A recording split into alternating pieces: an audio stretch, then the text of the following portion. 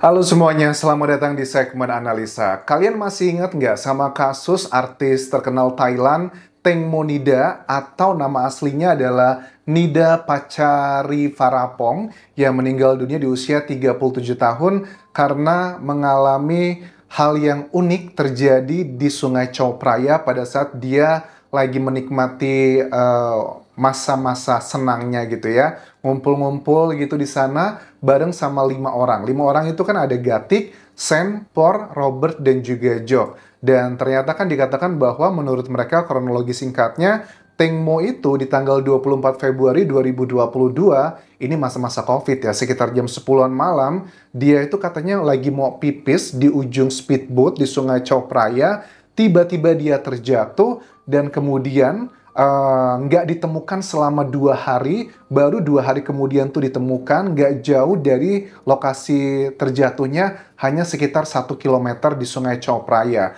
Sungai ini tuh bukan sungai yang ombaknya kenceng ya, ini termasuk ombak yang cukup landai dan juga relatif aman, dan Teng Mo itu juga orang yang termasuk jago berenang, sering diving dan sebagainya. Makanya ini yang ngebuat masyarakat Thailand sampai sekarang masih yakin ini bukanlah laka lantas, tetapi adalah indikasi memang sudah direncanakan.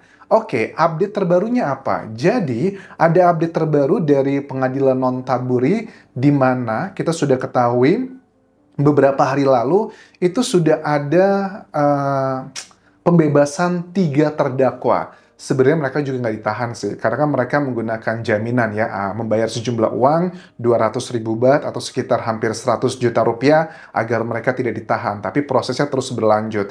Jadi beberapa hari lalu itu sudah ada putusan dari Pengadilan Nontaburi, ada untuk si Gatik, ini Gatik adalah manajer dari Teng Monida atau Itsarin Juta Suksawat, kemudian juga ada Sen ya, perempuan transgender, Wisapan Mano Mairat, dan juga Pem Tamtisastam Tirasri. Kalau Pem ini adalah peranannya dia sebagai orang kayak apa, ahli hukum gitu loh, yang dinilai adalah merencanakan untuk menghalang-halangi penyidikan. Nah, mereka sudah dikatakan membebaskan ketiga terdakwa karena dinilai tidak terbukti melakukan hal yang dituduhkan, dikatakan adalah sebagai kelalaian yang menyebabkan orang lain meninggal dunia. Jadi mereka aman, teman-teman.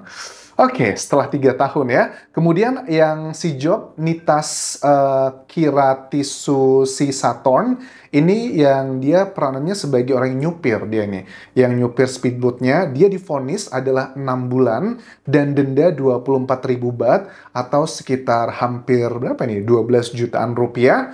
Karena alasannya, vonisnya adalah karena littering gitu loh, membuang sampah sembarangan ke Sungai Chao Phraya dan coba menghancurkan barang bukti. Tetapi dia pun tidak ditahan karena ada masa penangguhan. Masa penangguhan itu selama setahun. Jadi masa penangguhan itu setahu aku adalah maksudnya kalau dia tidak melakukan tindak kriminal, tidak atau kooperatif lah, tidak harus ditahan. Kalau hukumannya setahun doang. Ngeri ya Thailand ini ya. Kemudian apa lagi nih? Ya, ada yang kedua, ada 2 orang lagi yang Tanupart Letawiwit yang Por sama Paibun Trikanjananun Robert. Mereka ini adalah ya nyupirnya juga sama, yang punya speedboatnya juga sama.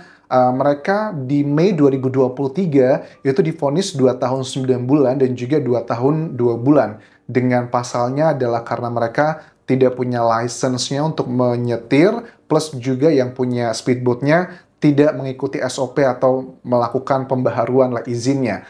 Dan masa penangguhannya adalah 3 tahun. Artinya mereka juga tidak dipenjara, tetapi ya seperti tadi, kalau selama 3 tahun mereka kooperatif, tidak melakukan kejahatan, jadi mereka nggak harus ditahan. Ada berbagai macam syaratnya, salah satunya adalah mereka harus kayak ada penangguhan itu, memberikan uang, nggak tahu apakah itu diambil atau nggak, kayaknya sih diambil ya, itu sekitar 200.000 baht, atau sekitar hampir 100 juta rupiah. Aduh, jadi akhirnya ya seperti ini, suka nggak suka, jadi kategorinya kasus Teng Monida di Thailand itu adalah kategorinya sebagai laka lantas jatuhnya teman-teman. Tetapi memang ada beberapa hal yang mau aku bahas di sini. Ini kita bahasnya adalah yang di berita-berita bagian yang sifatnya adalah online ya, atau secara formalnya memang sudah dirilis di media-media Thailand seperti Bangkok Post, Thai Rati, dan sebagainya. Itu sudah rilis semuanya. Tetapi yang paling menarik menurut aku adalah temuan-temuan atau teori konspirasi dari masyarakat sendiri di Thailand. Ada beberapa sumber istimewa yang sudah aku ajak ngobrol terkait dengan case ini. Ada yang paling banyak keyakinan dari masyarakat Thailand bahwa Teng Monida ini bukanlah karena laka lantas. Karena kalau dibilang itu adalah laka lantas, ya kejanggalan tadi. Sungai Chao Phraya bukanlah lautan yang begitu deras arusnya, sama sekali tidak. Walaupun hasil otopsi menunjukkan memang Teng Mo itu kan ditemukan kayak alkohol di cairan matanya yang mengindikasikan dia dalam kondisi yang di bawah pengaruh alkohol. Plus juga di bagian kaki kirinya itu kan ada luka-luka yang katanya itu diklaim adalah baling-baling speedboatnya yang mengenainya. Terus juga ada banyak kejanggalan, nggak mungkin Teng Mo itu artis secantik itu, terus juga seterkenal itu mau buang air kecil di ujung dari speedboatnya. Karena area di Chao Phraya, di lokasi TKP itu juga banyak restoran, banyak tempat-tempat yang bisa disinggahi. Bahkan beberapa menit sebelum terjadinya peristiwa tersebut, mereka juga sempat berhenti untuk makan malam di sebuah restoran juga yang dekat di Sungai Chao Phraya.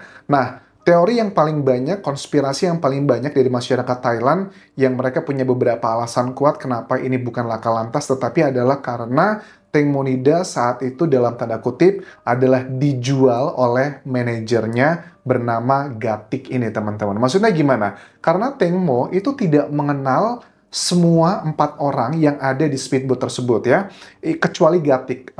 Berarti 4 orang kayak Sen, Por, Robert, Job itu nggak ada yang dikenali. Yang kenal cuma Gatik doang. Kalau memang Teng Mo tuh nggak bekerja dalam tanda kutip, ngapain dia hangout di situ? Nah, konteksnya saat itu di tahun COVID itu memang di Thailand tuh terutama artis lagi kesulitan banget keuangan, nggak boleh banyak aktivitas, syuting dan sebagainya. Dibuktikan bahwa beberapa barang-barang yang Teng Monida asetnya memang sudah mulai dijualin karena dia membutuhkan uang untuk biaya hidupnya. Nah, lokasi TKP di mana Teng Mo terakhir jatuh, itu tuh bukan lokasi yang sebenarnya area yang umum buat masyarakat Thailand pada umumnya buat menikmati sunset atau makan malam.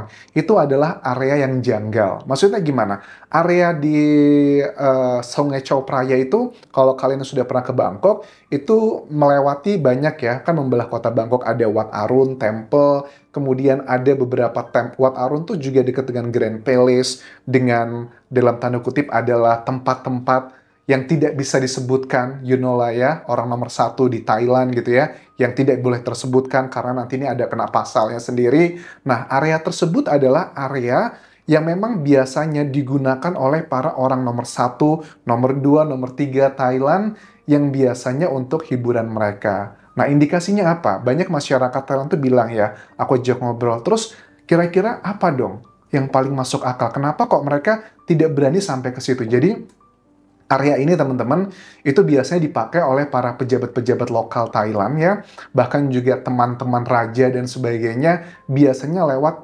jalur-jalur VIP khusus di situ aja.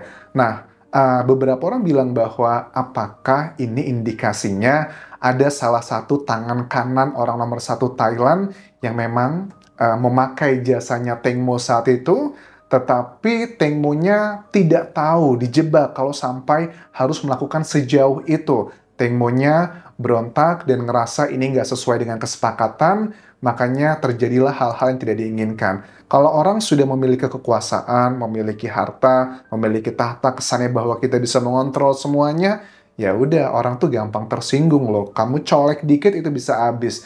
Makanya ada beberapa sumber ya, sumber istimewaku di Taiwan bilang, nggak mungkin polisi akan berani mengungkap semua ini karena ini berhubungan dengan orang-orang yang berada di ring satunya Thailand. Kalian paham nggak maksudnya siapa?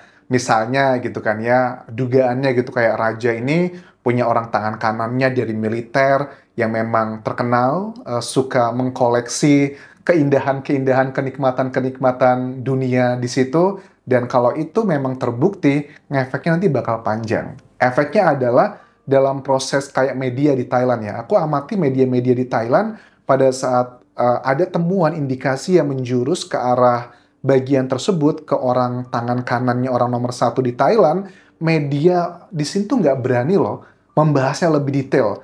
Karena ada pasal di Thailand itu kalau kita membahas hal-hal yang berhubungan dengan kerajaan, baik itu rajanya jelas, anggotanya, anggota raja, kemudian keluarganya, itu kita bakal kena pasal yang hukumannya bisa sampai belasan tahun, teman-teman. Jadi, hanya membahasnya doang itu udah tabu sekali. Bahkan, bukan cuma hukuman secara formal, secara negara, tetapi secara, apa ya, masyarakat gitu. Jadi, kalau aku ngobrol dengan beberapa sumber istimewaku ini, pada saat dia ngobrol sama aku, dia lihat dulu, Anjas, ada orang nggak di sini ya? Ada CCTV nggak? Jadi benar-benar memastikan bahwa yang kita bahas itu adalah private dan tidak ada yang mengetahui atau terekam. Karena kalau itu terjadi, itu bisa menjadi salah satu alat bukti untuk memenjarakan dia. Di Thailand itu memang tidak boleh kalau ngomong seperti itu. Jadi secara singkat memang ada dugaan sangat kuat ya dari sebagian masyarakat Thailand yang tidak berani ngomong.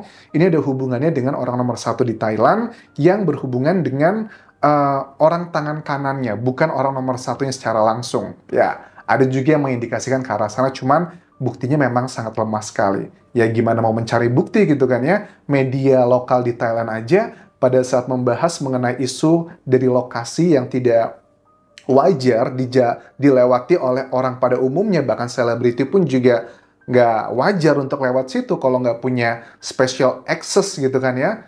Itu nggak mungkin bisa lewat area situ. Makanya media-media di Thailand itu nggak berani ngebahas ini gitu loh secara detailnya karena ya ada berhubungan dengan pasal tersebut.